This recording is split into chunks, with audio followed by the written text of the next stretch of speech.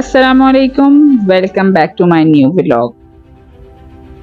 आज मैं मौजूद हूँ खारादार के इलाके में उस शख्सियत के घर जिसने ना सिर्फ सियासत में इनकलाब बर्पा किया बल्कि वकालत में भी अपनी कामयाबी के झंडे गाड़े, जिनकी जहानत से आज भी अंग्रेज मुतासिर हैं। The first governor general and the founder of Pakistan, 25 दिसंबर 1876 में मिस्टर जिन्ना की पैदाइश इस घर में होती है। मिस्टर जिन्ना ने अपनी ज़िंदगी के इब्तदाई 16 साल इस वज़ीर मेंशन में गुजारे, जिसे आज नेशनल मोनूमेंट ऑफ काइट के नाम से भी जाना जाता है। 2010 में पाकिस्तान पब्लिक वर्क डिपार्टमेंट ने इसे पब्लिक के लिए खोल दिया गया। मज़ीद मालूमात हम वज़ीर मेंशन के कस्टडियन सर मुनीर से लेंगे। ये इमारत 1860 में तामीर हुई और इसके जो ऑनर थे वो वज़ीर अली थे, जिसका नाम वज़ीर मेंशन डाल दिया गया। और आप जिस स्ट्रीट से आ रहे हैं, न्यू नेहाम रोड कहलाता है। ये 1840 में स्टील मार्केट हुआ करती, लोहे का एक बहुत बड़ा कारोबार हुआ करता। कायद-ए-आज़म मोहम्मद अली जिन्ना रहमतुल्लाह अलैह के जो वालिद साहब जिन्ना पूजा जी थे, गुजरात से बिलोंग करते थे और एक बहुत बड़ी ताजिर फैमिली से उनका ताल्लुक था। काठियावाड़ थे जी, काठियावाड़ से। और जब वो इस एरिया में आते तो ये एरिया उनको बहुत ज़्यादा सूट करता था, बिजनेस हब था उस वक्त। तो 1870 में कायद-ए-आज़म मोहम्मद अली जिन्ना के वालिद साहब जिन्ना पूजा जी ने ये बिल्डिंग रेंट पे ली थी, ग्राउंड +2। और जिस जगह आप बैठिए ये उनका स्टोर रूम होता। हाँ, बेसिकली कपड़े और कपड़े का उन्होंने क्लॉथ का भी काम किया और स्किन का काम किया, चमड़े का जिसे आप कहते हैं। तो उन्होंने यहाँ पे बेसिकली ये काम किया। तो कायद-ए-आज़म मोहम्मद अली जिन्ना इन्हीं सीढ़ियों पे भागा दौड़ा करते थे, इन्हीं गलियों में खेला करते थे। तो यह मिशन स्कूल था एक, जिसमें उन्होंने बेसिक एजुकेशन हासिल की। और फिर ये साथ ही सिंध मदरसातुल इस्लाम है, उन्होंने 4 to 5 लेवल तक तालीम के साथ की। बैक पे आप पीछे जाएंगे, सिंध मदरसातुल इस्लाम है, तो वहाँ उन्होंने तालीम। तो कायद-ए-आज़म के वालिद साहब चाहते थे कि बेटा मेरा जो है वो मेरा बिजनेस में हाथ बटाए, बट वो खेल कूद में बहुत शौकीन थे, वो स्नोकर खेला करते थे। तो फिर उन्होंने एक दोस्त से अपने बात की और बेटे को आला तालीम के लिए रवाना करने। तो उनकी मम्मा थी मिठी बाई, प्यार से उनका नाम था। तो उन्होंने इनकार कर दिया, मेरा बेटा लंदन नहीं जाएगा। तो जिन्ना पूजा जी बहुत ज़्यादा परेशान हो गए, वाह भाई क्यों? तो बोलती मेरे बेटे की पहले शादी कर दी जाए और आफ्टर मैरी वो लंदन जाएगा। तो कायद-ए-आज़म मोहम्मद अली जिन्ना रहमतुल्लाह अलैह की 16 साल की उम्र में उनकी एक कज़न थी इम्मी बाई, उनसे शादी कर दी गई 1892 में। उनकी वो शादी होगी, फिर आफ्टर मैरी वो रवाना हो गए लंदन। तो इसी ड्यूरेशन में इम्मी बाई की बहुत सख्त बीमार थी, वो 1893 में डेथ हो गई, 1 साल बाद जी। फिर इसी तरह उनकी मम्मा की होगी। फिर कायद-ए-आज़म मोहम्मद अली जिन्ना अपना जैसे उन्होंने बैरिस्टर का काम की और यहाँ रिटर्न आए 1898 में। तो उनका जो स्टडी टेबल वहाँ पर मौजूद है। मैंने सुना था कि जो फर्नीचर है उनकी अम्मी के जहेज का ये स्टिल तो नहीं, उनकी अम्मी के नहीं, उनकी जो सेकंड वाइफ थी ना, रती जिन्ना, वो रोती नाम था, रती जिन्ना, तो उसको उन्होंने मुस्लिम किया, उनका नाम रखा रती जिन्ना। तो 1918 में उनकी शादी, 1918 में। तो उनसे एक बेटी थी दीना, इनका। और फिर उनसे बहुत लविंग थे वो, क्योंकि लव मैरिज हुआ था। और कायद-ए-आज़म मोहम्मद अली जिन्ना की जो एज थी वो 42 ईयर्स थी और रती की जो 20 ईयर्स एज थी। तो बहुत लविंग थे। जब उनकी डेथ हुई तो वो दिल्ली में थे, वो बहुत अफसुर्दा थे। और कहते हैं कि वो जब आए वो तफीन करने, मट्टी डालने, तो जस्ट के वो तारीख में एक बार जस्ट लाइक चाइल्ड, जैसे एक छोटा सा बच्चा 4-5 साल का होता है, तो वो हिचकियाँ ले लेके बढ़ते, उनको तफीन कर रहे। तो उनकी बहन ने देखा, फातिमा जिन्ना ने, कि मेरा भाई बहुत ज़्यादा अलोन हो गया, अकेला हो गया, अफसुर्दा। वो डेंटिस्ट यूनिवर्सिटी में पहली लेडी थी, जो पाकिस्तान की पहली लेडी डेंटिस्ट यूनिवर्सिटी में थी। उन्होंने ऑफ किया, अपने भाई को ज्वाइन किया। तो पहली तहरीक जो थी वो 1931 की थी, फिर 34 की, 40 की से पाकिस्तान। ये एक छोटा सा मैं आपको बता रहा हूँ। और ये जो वॉल देख रहे हैं आप, 1816 की वॉल है। मैंने पढ़ा था कि कायद-ए-आज़म ने जब अपनी आखिरी सांसें ली थी तो वो इस घर में ली थी या जो गवर्नर हाउस है? ज़ियारत में थे, ज़ियारत से जब वो यहाँ आए थे। ज़ियारत में वो बहुत सख्त बीमार थे। अगर आप उसकी बीमारी की जो उस वक्त ये ऐसा हुआ था कि फातिमा जिन्ना वहाँ मौजूद थी और बहुत सारे लीडरान मौजूद थे, तो उन्होंने देखा कि कायद-ए-आज़म मोहम्मद अली जिन्ना बिल्कुल मदहोश हो गए, बेहोश हो गए। वो लोग बिल्कुल परेशान हो गए, तो उन्होंने फिर अपने जो मौलिक डॉक्टर था, डॉक्टर शाह मियो हॉस्पिटल में थे, तो लाहौर में वो टीबी के बहुत बड़े स्पेशलिस्ट डॉक्टर थे, तो फिर उनको इनवाइट किया कि यहाँ। जब वो लाहौर से तशरीफ़ लाए तो उन्होंने देखा कि कायद-ए-आज़म मोहम्मद अली जिन्ना बिल्कुल मदहोश। तो जैसे पहुँचे तो लियाफ में से उन्होंने अपना हाथ निकाला और उनसे हाथ मिलाया, hello gentleman, how are you, आप कैसे हो। तो कायद-ए-आज़म बड़े जोश से मिले, तो डॉक्टर परेशान हो गया, यार इतनी थर्ड स्टेज पे बंदा है और उसने इतना मुझे पुरजोश होके मिला है, तो ये कैसे हो सकता है। तो फिर उन्होंने बताया क्या बीमारी, उन्होंने कैसे, बोला ये सब मुझे मालूम था, अगर ये मैं अंग्रेज़ों को बताता तो आज पाकिस्तान आता। 160 साल पुरानी ये इमारत आज भी अपने अंदर उस अजीम हस्ती के मासूम बचपन को समेटे हुए है।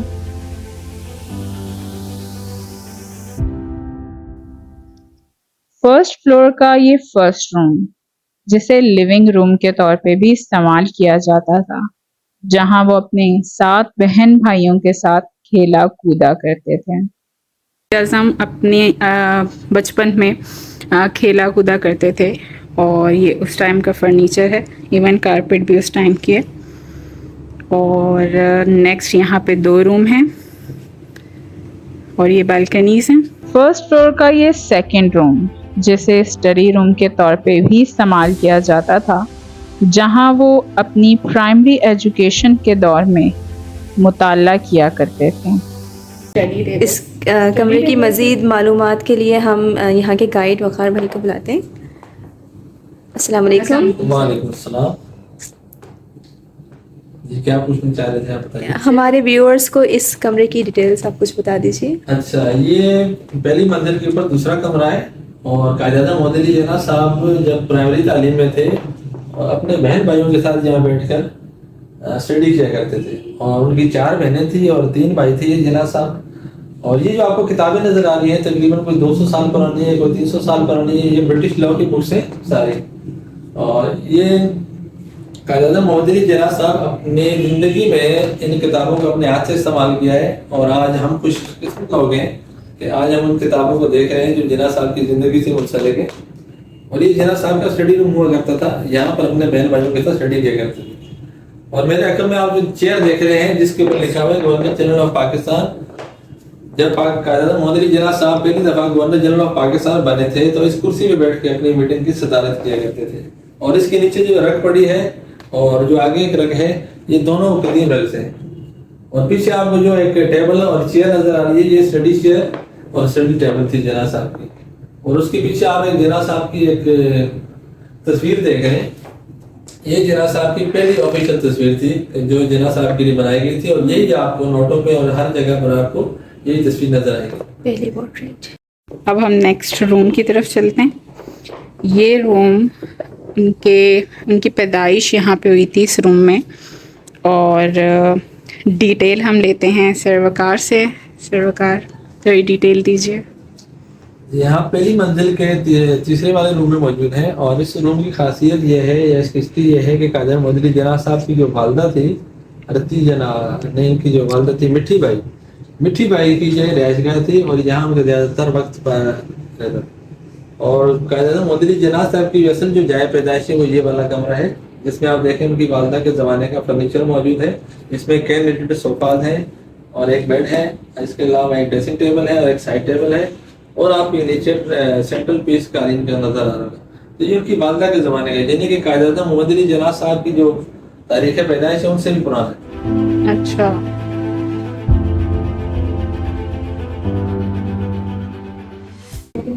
वो पोर्ट्रेट जो कि ओरिजिनल है, बचपन से देखते आ रहे हैं, जो नोट पे ओरिजिनल कॉपी आज हम को आप क्लोज करके थोड़ा देखें ताकि इसके अंदर जो पेंटर है उनका नाम भी लिखा है आर्टिस्ट का। अच्छा, आइए चलते हैं अब हम सेकंड फ्लोर की तरफ।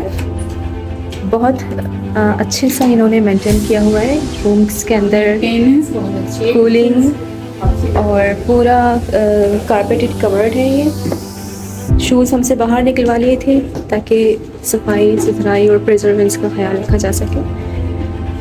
और जो गाइड्स हैं यहाँ के बहुत ज़्यादा एक्सपीरियंस और बहुत प्रोफेशनल हैं।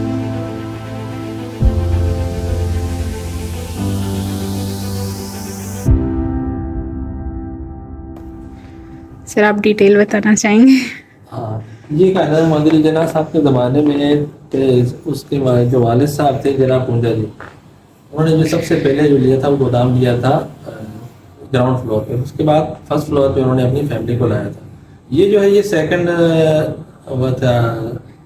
सेकंड फ्लोर है बेसिकली। ये सेकंड फ्लोर के घर का वजीर मेंशन का। और यहाँ जना साहब की जो फैमिली थी जब बढ़ गई, बच्चों की तादाद बहुत ज़्यादा हो गई, उनकी ज़रूरियात ज़्यादा हो गई, तो फिर उन्होंने क्या किया पूरा अपार्टमेंट ही किराए पे ले लिया। तो कायदर मजीद जना साहब के वालिद साहब ने ये सेकंड फ्लोर पे किराया दिया, तो पूरा अपार्टमेंट उनके पास आ गया था। तो ये जना साहब की कुछ ज़ेर इस्तेमाल कुछ चीज़ें थी जो यहाँ पर रखी है हमने। ये उनके जो यूज़ करते जना थे। साहब का कुरान मजीद है और इसकी जो है वो जना साहब तलावत फरमाया करते थे। ये वो कुरान मजीद है। और साथ में आप देखें तो काजी मदरी जना साहब के लिए खास किस्म का तोहफा बनाया था। मुस्लिम मारवाड़ी सिलावट एक जमात है। अच्छा। तो आज भी जो है वो मार्बल से चीजें बनाने का काम करती है। सही मार्बल का बना हुआ है? जी जी, ये मार्बल का एक लाइट टावर बना हुआ सर। ठीक है। और ये वो जो स्टिक यूज किया करते थे। ठीक है। और ये जब वो बैरिस्टर बन गए थे जो कोट, बैरिस्टर बन गए थे तो ये वेस्ट कोट था, ये नीचे पहना जाता था, उसके ऊपर ये बैरिस्टर का गाउन पहना जाता था। तो आपकी साथ वाली गैलरी में ये गाउन है और ये उसके नीचे जो है वो इनर बटरफ्लाई की टाई कहलाती है, ये गले में बांधी जाती है जो बैरिस्टर बन के पहनते जी, हैं जी। बेसिकली। नाइस। ये भी उनके बैरिस्टर के क्लोज है ना? हाँ, ये भी उनका जो है वो लॉ का है। और सर ये क्या इसके बारे में? जना साहब का बैग है, इसमें अच्छा। किताबें लाते ले जाया करते थे जना साहब। और ये जना साहब की गर्दन की टाइल्स।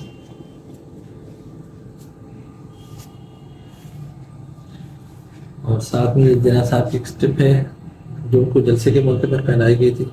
साथ में उनके एक ये बो कहलाती है। बो जो है बैरिस्टर अपने गले में ये मिस्टर जना की शेरवानी है और हाँ स्टिफ कॉलर्स। स्टिफ कॉलर जना साहब के लिए पेरिस से आए थे। अच्छा। और जना सर ये क्या है उनकी कॉटन शर्ट्स? ये जना साहब के आम कैजुअल घर में पहनने की जो शर्ट थी। ये वो एशट्रे जो वो सिगार पीते थे सिगार में पीते थे तो उसमें यूज करते थे। थे। ये पेन होल्डर है आगे, उसके पीछे देखें तो दवात है। सर ये क्या चीज़ है? इसमें पेन रखा करते थे, कलमदान ओके। कहलाता है। अच्छा उस सही। जमाने में स्याही होती थी, स्याही से लिखने के बाद फिर कलम को रखा जाता था एक जगह पे। ये आई ग्लास उनकी एक पिक्चर भी है। जी, ये मोनोकल कहलाते हैं। मोनोकल। ये मोनोकल कहलाते हैं और किसी भी वर्ड को देखने के लिए इस्तेमाल किया जाता है। एक आंख वाला चश्मा है। जी सर ये turtle bone optical frame. Kashmiri Verde है। अच्छा उससे बना हुआ इस चश्मे का फ्रेम। अच्छा।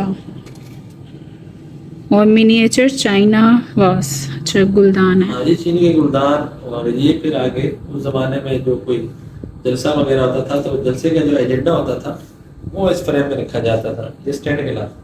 अच्छा। और ये बेसिकली उनका सिगार है। का सिगार था। इसको सिगार कहते हैं पाइप कहते हैं। इसमें अगले हिस्से में तंबाकू वगैरह जला के फिर रखा जाता है।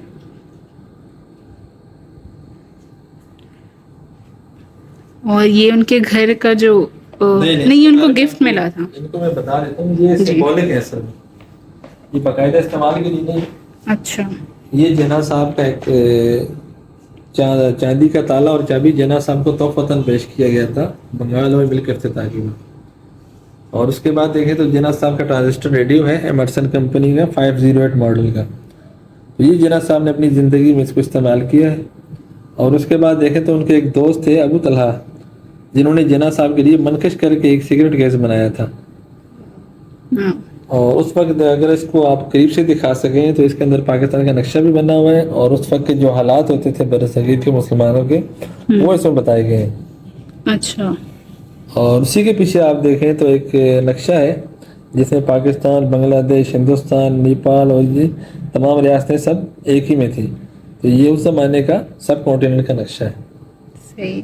और उसके आगे आप देखें तो जिना साहब का एक कलम है जिसके ऊपर मोहम्मद अली जिना साहब का नाम भी लिखा गया है। हाँ उस जमाने में फाउंटेन नहीं हुआ करते थे, उस जमाने में दवात से लिखा जाता था, दवात से डबो के कलम को फिर उससे लिखा जाता था। और उसके साथ ही मैनुअल डेट चेंजर भी है इसी कलमदान में, आप देखें तो। और फिर इस घर की एक बहुत ज्यादा अहम चीज जो है, ऑल इंडिया मुस्लिम लीग का चांदी का बैच है। जी। और उसके बाद देखें तो जिन्ना साहब की एक नोटबुक है जिसमें अक्सर जिन्ना साहब एड्रेसेस वगैरह, नंबर वगैरह नोट किया करते थे। और वही उससे उनकी पीछे आए टेबल तो वॉच। जिन्ना साहब की टेबल की वॉच है। और उसके बाद सिगार बॉक्स है जिन्ना साहब का, सिगार इसमें रखा जाता था।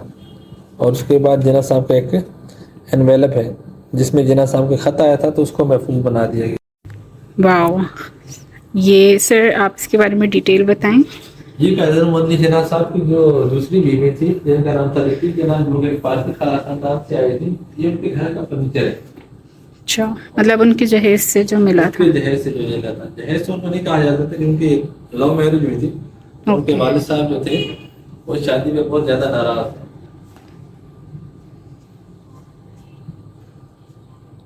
सर ये वुड क्या कहलाती है? ये बर्मा टाइप की लकड़ी कहलाती है, जो उस जमाने में सोने के भाव मिलती थी। और आज भी बर्मा टाइप है बहुत ज्यादा महंगी लकड़ी। एक्सपेंसिव है।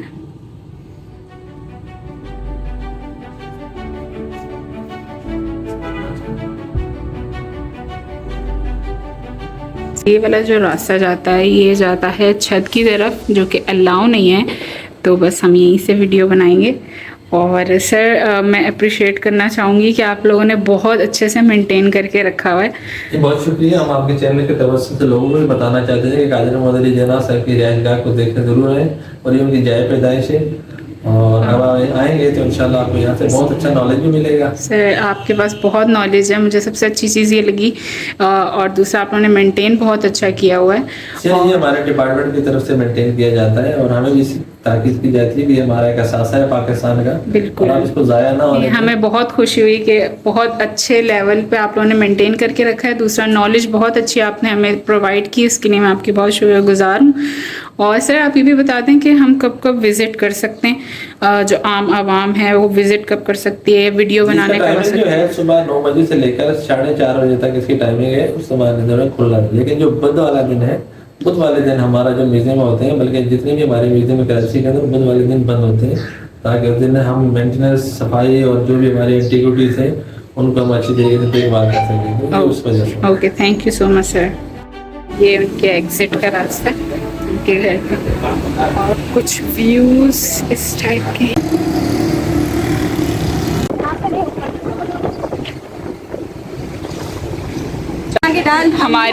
हमारी किस्मत, हमारी एंट्रेंस पर लाइट चली गई। यार वो है उसको क्या कहते हैं, हट में देखो। हाँ ये कैसा होता है? आलू बुखारा और इमली ये दोनों मिक्सचर जो होता है मेरा वो इमली आलू बुखारे का शरबत वहाँ बाहर मिलता होगा, कार्ट में वहाँ जाके लेना। सोडा के फॉर्म में मिलेगा ना, स्मॉल। अभी आगे भी कुछ खाना है। मेरे मटके में जगह बनानी पड़ेगी। फिश मारी जीरा, मेरे वाले की खुशबू दूर तक आई है। वाह, मेरा वाला कौन सा है? दीदी मेरे वाले की खुशबू दूर तक। ये मेरा है, ये वाला। ये मसाला तो इसमें नीचे वापस दे दो। कौन सा ये? इमली आलू बुखारा। इमली आलू बुखारे का शरबत। शरबत नहीं है, सोडा है। 1 डिग्री सेंटीग्रेड। ये और इरमा ज़बरदस्ती मुझे पीपल स्क्वायर लेकर आई है और मैं अपनी ड्रिंक एंजॉय कर रही हूँ। और ये पीपल स्क्वायर की मेन एंट्रेंस है। डिफरेंट यहाँ पे कार्ड्स हैं।